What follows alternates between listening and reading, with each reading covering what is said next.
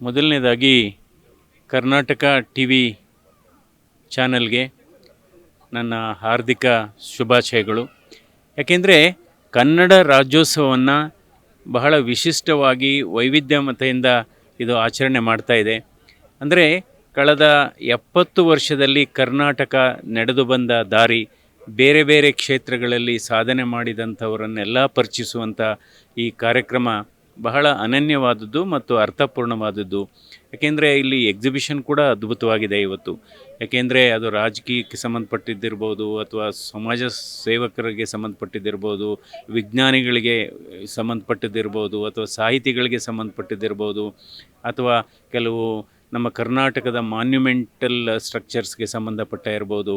ಅಂದರೆ ಇದು ಇವತ್ತು ನೋಡ್ತಾ ಇದ್ದರೆ ನಾವು ಇಡೀ ಕರ್ನಾಟಕವನ್ನೇ ಸುತ್ತಿ ಬಂದಂಥ ಒಂದು ಅನುಭವ ಆಗುತ್ತೆ. ಅಂದರೆ ಇವತ್ತು ಈ ಕರ್ನಾಟಕ ಟಿ ವಿ ಚಾನಲ್ ಬಂದು ಇಲ್ಲಿಗೆ 8 ವರ್ಷ ಆಯಿತು ಅಂತ ಕೇಳಿದ್ದೇನೆ. ಸೊ ಇದರ ಪ್ರಯಾಣ ಕೂಡ ಬಹಳ ಅಮೂಲ್ಯವಾದದ್ದು. ಇದರ ಸಂಸ್ಥಾಪಕರಾದಂಥ ಶಿವು ಅವರು ಬಹಳ ಇದನ್ನು ಕಟ್ಟಿದ್ದಾರೆ, ಈ ಸಂಸ್ಥೆಯನ್ನು. ಅವರ ಜೊತೆ ಅವರ ಇದು ಎಲ್ಲ ಸಂಗಡಿಗರು ಕೂಡ ಅದೇ ರೀತಿಯ ಬದ್ಧತೆಯಿಂದ, ಒಂದು ಏಕಾಗ್ರತೆಯಿಂದ, ಒಂದು ಶಿಸ್ತಿನಿಂದ ಕೆಲಸ ಮಾಡ್ತಾ ಇದ್ದಾರೆ. ಹೀಗಾಗಿ ಇವತ್ತು ಕರ್ನಾಟಕ ಟಿ ವಿ ಚಾನಲ್ಲು, ಈ ಮಾಧ್ಯಮ ಏನಿದೆ, ಇದು ಕನ್ನಡಿಗರ ಧ್ವನಿಯಾಗಿದೆ, ಕನ್ನಡಿಗರ ಕಣ್ಣಾಗಿದೆ. ಯಾಕೆ ಕನ್ನಡಿಗರ ಒಂದು ಹೃದಯವನ್ನು ಗೆದ್ದಂಥ ಚಾನಲ್ಲು. ಸೊ ಅದಕ್ಕೋಸ್ಕರ ನಾನು ಅಭಿನಂದಿಸ್ತೇನೆ. ಯಾವತ್ತೂ ಕೂಡ ಇದು ಸುದ್ದಿಗಾಗಿ ಸುದ್ದಿ ಮಾಡಿಲ್ಲ, ಸುದ್ದಿಯಲ್ಲಿ ಶುದ್ಧೀಕರಣ ಮಾಡಿ ಸುದ್ದಿ ಮಾಡಿದೆ. ಸೊ ಅದರಿಂದ ಇದಕ್ಕೆ ನನಗೆ ವಿಶೇಷವಾದಂಥ ಪ್ರೀತಿ. ಮತ್ತು ಈ ಮಾಧ್ಯಮ ಇವತ್ತು ಸ್ಪರ್ಧಾತ್ಮಕ ಜಗತ್ತಿನಲ್ಲಿದ್ದೇವೆ. ಎಲ್ಲ ಕ್ಷೇತ್ರದಲ್ಲೂ ಸ್ಪರ್ಧೆ ಇದೆ, ಮಾಧ್ಯಮ ಕ್ಷೇತ್ರದಲ್ಲೂ ಕೂಡ ಸ್ಪರ್ಧೆ ಇದೆ. ಸೊ ಇಂಥ ಸಂದರ್ಭದಲ್ಲಿ ಸ್ಪರ್ಧೆ ಇದ್ದರೂ ಕೂಡ ನಾವು ಸುದ್ದಿಗಳನ್ನು ಮಾಡಬೇಕಾದ್ರೆ ಬಹಳ ಜಾಗರೂಕತೆಯಿಂದ ಮಾಡಬೇಕಾಗುತ್ತೆ. ಏಕೆಂದರೆ ಯಾವುದೇ ಒಂದು ಕ್ಷೇತ್ರ ಜನರು ಇಷ್ಟಪಡಬೇಕಾದ್ರೆ ಅದು ಜನರ ಮನಸ್ಸನ್ನು ಗೆಲ್ಲಬೇಕು. ಯಾವಾಗ ಜನರನ್ನ ಮನಸ್ಸಿಗೆ ಗೆಲ್ಲಲಿಕ್ಕೆ ಸಾಧ್ಯ ಅಂದರೆ ಆ ಮಾಧ್ಯಮದ ಮೇಲೆ, ಆ ಚಾನಲ್ ಮೇಲೆ ನಂಬಿಕೆ ಬರಬೇಕಾಗುತ್ತೆ.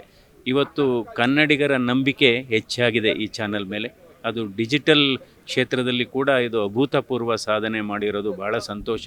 ಯಾಕೆಂದರೆ ಇವಾಗ ಎಷ್ಟೋ ಜನರಿಗೆ ಟಿ ವಿ ನೋಡಲಿಕ್ಕೆ ಸಮಯ ಇರೋದಿಲ್ಲ, ಅಥವಾ ನ್ಯೂಸ್ ಪೇಪರ್ ಓದಲಿಕ್ಕೆ ಸಮಯ ಇರೋದಿಲ್ಲ.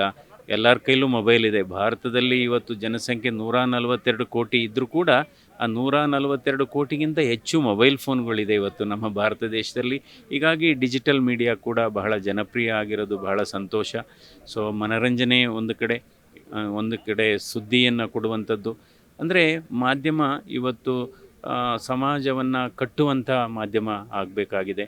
ಅದನ್ನು ಇವತ್ತು ನಮ್ಮ ಕರ್ನಾಟಕ ಈ ಟಿ ವಿ ಚಾನಲ್ ಅದನ್ನು ನಿಜವಾಗ್ಲೂ ಯಶಸ್ವಿಯಾಗಿ ನೆರವೇರಿಸ್ತಾ ಬಂದಿದೆ. ಅದು ಸಮಾಜದ ಒಂದು ಸೇತುವೆಯಾಗಿ ಕೆಲಸ ಮಾಡ್ತಾ ಇದೆ, ಸಮಾಜದ ಗೋಡೆಯಾಗಿ ಕೆಲಸ ಮಾಡ್ತಾ ಇಲ್ಲ.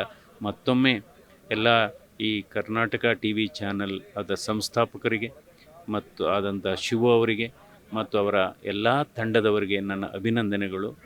ಸೊ ಇದು ಕನ್ನಡಕ್ಕೆ ಒಂದು ಅಮೂಲ್ಯವಾದಂಥ ಕೊಡುಗೆ ಆಗಲಿ ಅಂತ ನನ್ನ ಅನಿಸಿಕೆ.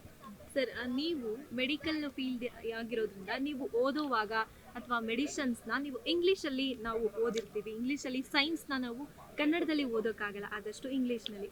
ಆದರೂ ಕೂಡ ನೀವಿಷ್ಟು ರಾಜಕಾರಣಿ ಆಗಿದ್ದೀರಿ, ಇವಾಗ ಇಷ್ಟು ಸ್ಪಷ್ಟವಾಗಿ ಕನ್ನಡವನ್ನು ಬಳಸಿ ಮತ್ತು ಉಳಿಸ್ತಾ ಇದ್ದೀರಾ. ಸೊ ಇತ್ತೀಚಿನ ಯುವ ಪೀಳಿಗೆಗೆ ನಿಮ್ಮ ಸಂದೇಶ ಏನು ಸರ್? ಕನ್ನಡ ಉಳಿಸಿ ಅಂದರೆ ಕನ್ನಡ ನಮ್ಮ ಮಾತೃಭಾಷೆ, ನಮ್ಮ ಕನ್ನಡ ಮತ್ತು ಪ್ರೀತಿಸುವ ಭಾಷೆ, ಕನ್ನಡ ನಾವು ಆಡುವ ಭಾಷೆ. ಅದಕ್ಕೋಸ್ಕರ ನಾವು ಕನ್ನಡವನ್ನು ಬೆಳೆಸಬೇಕು. ಅಂದರೆ ಈ ಸ್ಪರ್ಧಾತ್ಮಕ ಈ ಆಧುನೀಕರಣದ ಜಗತ್ತಿನಲ್ಲಿ ಇಂಗ್ಲೀಷ್ ಕೂಡ ಬೇಕಾಗಿದೆ. ಕನ್ನಡ ನಾವು ಮಾತನಾಡುವ ಭಾಷೆ, ಬಟ್ ಬದುಕುವ ಭಾಷೆ ಇಂಗ್ಲೀಷ್ ಕೂಡ ಆಗಿದೆ. ಆದರೂ ಕೂಡ ನಾವು ಸಮತೋಲನ ಮಾಡ್ಕೊಂಡು ಹೋಗಬೇಕು. ಸೊ ಕನ್ನಡ ಕನ್ನಡಕವಾಗಿರಬಾರ್ದು, ಕನ್ನಡ ಕಣ್ಣಾಗಿರಬೇಕಾಗತ್ತೆ. ನಂತರ ನಾವು ಎಷ್ಟೇ ಯಾವುದೇ ಭಾಷೆ ಕಲಿತರೂ ಕೂಡ ಇಂಗ್ಲೀಷಲ್ಲಿ ನಾವು ದಿನನಿತ್ಯ ಮಾತನಾಡಿದರೂ ಕೂಡ ಮನೆಗೆ ಬಂದಂಥ ಸಂದರ್ಭದಲ್ಲಿ ನಮ್ಮ ಮನೆಯವರ ಜೊತೆ, ಮಕ್ಕಳ ಜೊತೆ, ಮೊಮ್ಮಕ್ಕಳ ಜೊತೆ ಕನ್ನಡದಲ್ಲೇ ಮಾತಾಡಿದರೆ ಅದು ಕನ್ನಡ ಬೆಳೀತಾ ಹೋಗುತ್ತೆ, ಅದು ಕನ್ನಡ ನದಿಯಾಗಿ ಹರಿಯುತ್ತೆ. ಧನ್ಯವಾದಗಳು. ಯಾರಾಗ್ತಾರೆ ಎಂಎಲ್ಎ ಅಭ್ಯರ್ಥಿ 2028 ಶೀಘ್ರದಲ್ಲೇ. ಪ್ರತಿದಿನ ಒಂದೊಂದು ಕ್ಷೇತ್ರದ ಟಿಕೆಟ್ ಆಕಾಂಕ್ಷಿಗಳ ಸಂಪೂರ್ಣ ಮಾಹಿತಿ ಪೊಲಿಟಿಕಲ್ ಜರ್ನಲಿಸ್ಟ್ ಕೆಎಂ ಶಿವಕುಮಾರ್ ಅವರಿಂದ.